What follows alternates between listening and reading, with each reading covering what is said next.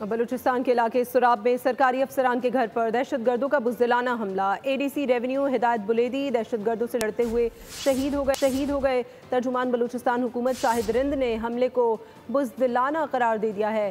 کہا کہ بھارت کی پراکسیز نے ان کی ایما پر کارروائی کی۔ ریاست دشمن عناصر کی ہر کوشش کو ناکام بنانے کے لیے پرعزم ہے۔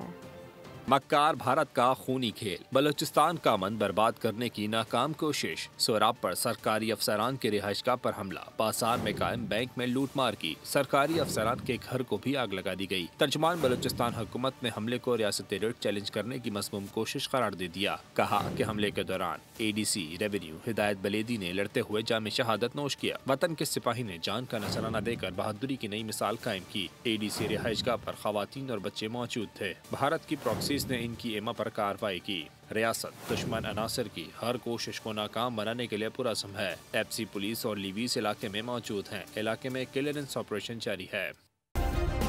سبسکرائب کریں اور بیل دبائیں تاکہ کوئی خبر رہ نہ جائے۔